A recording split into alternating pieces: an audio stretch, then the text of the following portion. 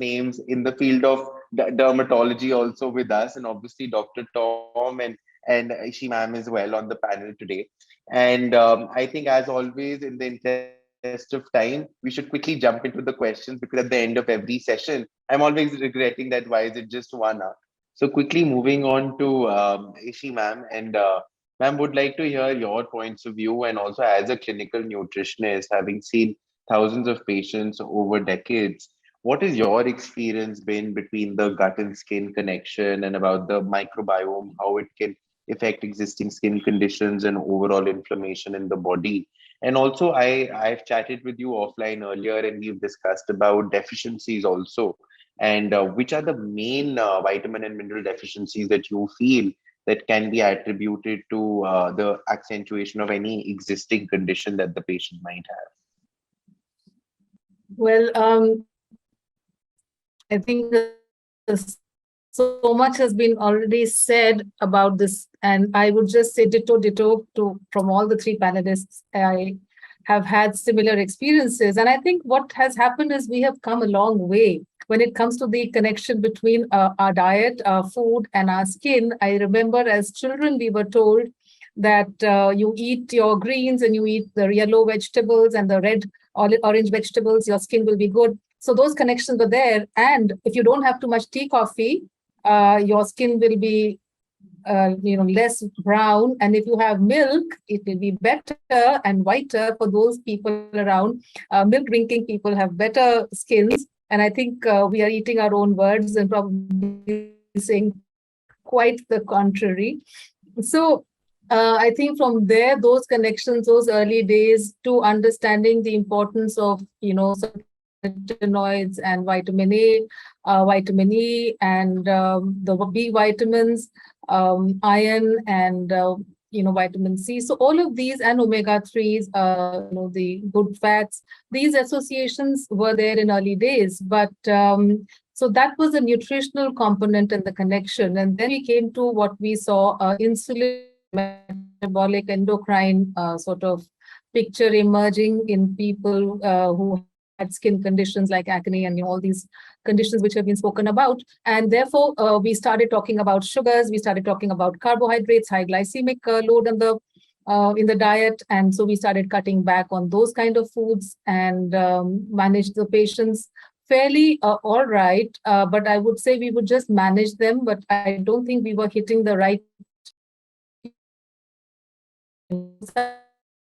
Some patients got better, some just got better, till we came down to the inflammatory component. So from nutrition to insulin to then the inflammatory component, the last 2 decades, which has given us a complete paradigm shift in the thinking, the perspective, and the outcomes. And to be honest, I mean, I never really thought that autoimmune problems could be treated with, diet, because we always said, oh, we have vitiligo, we don't know, it's autoimmune. Why it happens, we don't know. And I was startled by one of my patients who came to me for weight loss. He had vitiligo since he was aged, had no brown patch on his body. I was treating him for his weight, and I changed the flour in his diet to be a low glycemic alternate grain flour. And by the time he came for his follow-up after 3 weeks, he had, he came back with his reports, and I noticed something which was suggesting of wheat sensitivity. It was not celiac disease, mind you. So I just happened to make a remark, and I said, maybe your vitiligo that you have since childhood could be related to your food and your diet. And I just made a random comment at back. He said, ma'am, ever since I'm doing this years, he was and his father had done.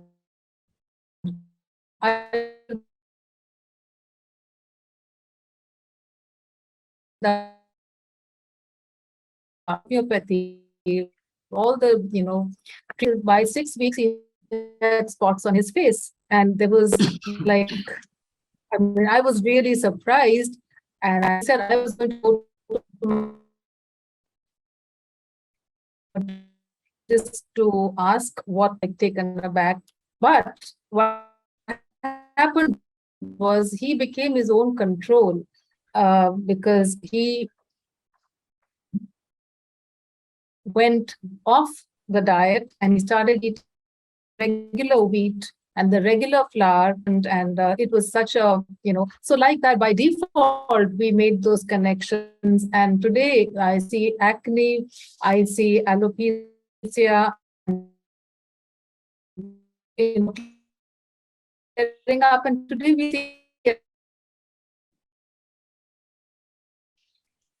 Dr. Dang, may I suggest that we Yes, I think if we send a message to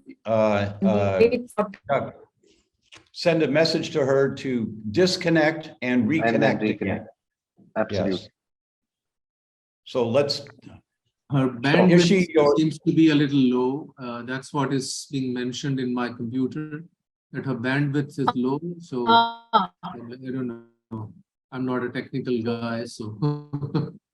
No worries. I think Ishi ma'am, I can recommend that you switch off your video and keep the audio on. It should work just fine. I don't know what I can do. great. No worries at all. Okay. Till Ishi ma'am So reconnects again. is that better? You can Yes. just. We're not sure. Should I continue? Should I continue? Yeah, you can try now, ma'am. Okay.